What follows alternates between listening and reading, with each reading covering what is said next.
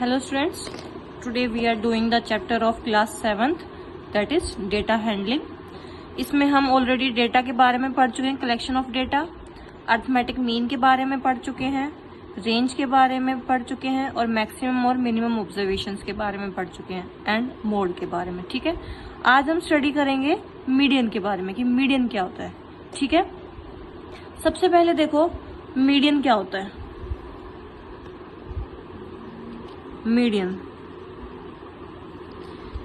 बेटा देखो, सपोज अगर हमारे पास कोई भी ऑब्जर्वेशंस हैं, जैसे एक कोई भी क्लास में टेस्ट हुआ, ठीक है, उस क्लास टेस्ट में किसी के 0 मार्क्स आए, किसी के 2 मार्क्स आए, ठीक है, किसी बच्चे के 5 मार्क्स आए, देन किसी के 4 मार्क्स आए, कोई और बच्चा है उसके 10 मार्क्स आए, फिर किसी बच्चे के 2 मार्क्स आए।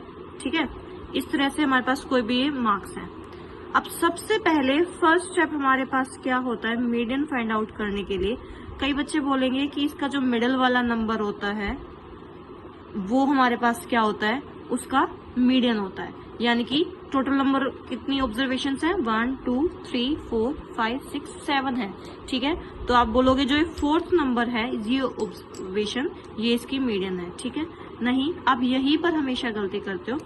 फर्स्ट स्टेप हमें क्या करना होता है, हमें उससे पहले सबसे पहले जो डेटा होता है उसे असेंडिंग ऑर्डर में लगाना होता है। किस ऑर्डर में, असेंडिंग ऑर्डर में। असेंडिंग ऑर्डर का मतलब होता है सबसे पहले सबसे छोटा नंबर, फिर उससे बड़ा, फिर उससे बड़ा, देन उससे बड़ा, लास्ट में सबसे बड़ा नंबर। ठीक है, तो अगर मैं इस डेटा को असेंडिंग ऑर्डर में लगाऊंगी तो सबसे छोटा नंबर क्या है यहाँ पर 0, फिर उससे बड़ा नंबर क्या है 2। अच्छा, 2 कितने टाइम्स है, 2 टाइम्स है, तो 2 को एक साथ यहाँ पर 2 टाइम्स लिखोगे। फिर उसके बाद क्या नंबर दिख रहा है 3, फिर उसके बाद क्या नंबर दिख रहा है आपको 4, देन 5 और लास्ट में आएगा 10। तो सबसे पहला स्टेप हमारे पास क्या होता है, उसको किस में लगाना होता है, हमें असेंडिंग ऑर्डर में लगाना होता है अपना डेटा को। ठीक है, देन सेकेंड स्टेप हमारे पास क्या होता है, काउंट करना होता है कि ये नंबर ऑफ ऑब्जर्वेशंस कितनी है, इन्हें काउंट करो 1 2 3 4 5 6 7। ठीक है, तो 7 है तो हमें ये काउंट करना, जो नंबर ऑफ ऑब्जर्वेशंस है हमारे पास, नंबर ऑफ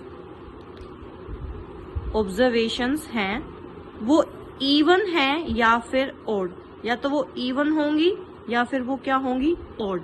इवन क्या होता है बेटा, इवन होता है जो नंबर 2 से डिवाइड होते हैं, ऑड होता है जो 2 से डिवाइड नहीं होते। इवन जैसे 2 4 6 8, और जैसे 1 3 5 7। ठीक है, तो अब ये हमारे पास ऑब्जर्वेशंस कितनी थी 7 यानी कि वो कैसी हैं, ऑड ऑब्जर्वेशंस है। ठीक है, तो अब हमारे पास मीडियन निकालने के लिए इवन ऑब्जर्वेशंस केस में और ऑड ऑब्जर्वेशंस के केस में 2 फॉर्मूले होते हैं। ठीक है, अगर ऑड ऑब्जर्वेशंस है हमारे पास तो वहां पर हमारे पास फॉर्मूला होगा n, जितने टोटल वो नंबर ऑफ ऑब्जर्वेशंस हैं उसमें +1 कर दूंगी और डिवाइड बाय 2 कर दूंगी, तो वो जो पोजीशन आएगी, जो टर्म आएगी, वहां पर जो नंबर होगा वो हमें क्या मिलेगा, मीडियन मिलेगा। देखो एग्जांपल के थ्रू समझते हैं।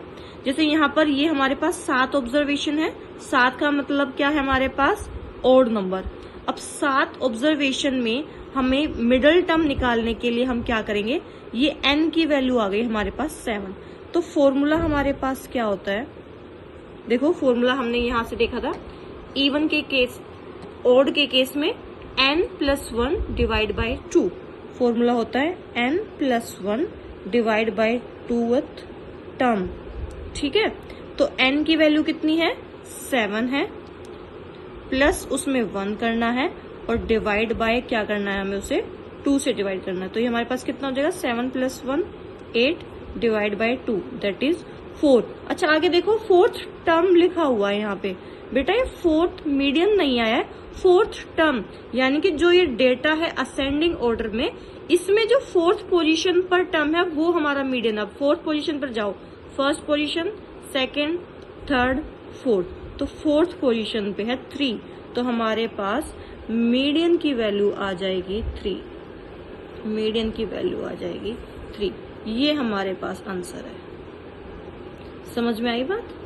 चलो दूसरा एग्जांपल लेते हैं। अब एग्जांपल लेते हैं, अगर हमारे पास क्या है, अब की बार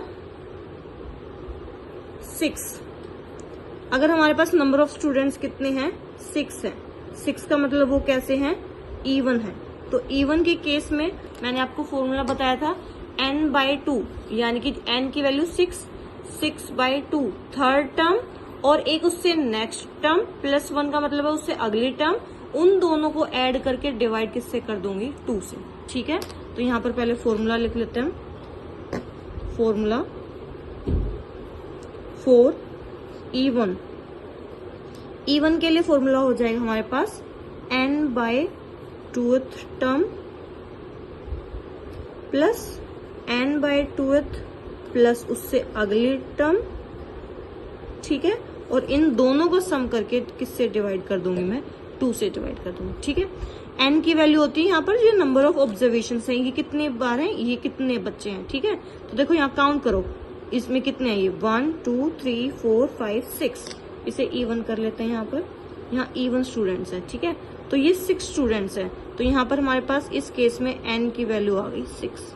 ठीक है, अब इस फॉर्मूले में वैल्यू पुट करनी है 6/2th टर्म, 6/2th टर्म, फिर उसके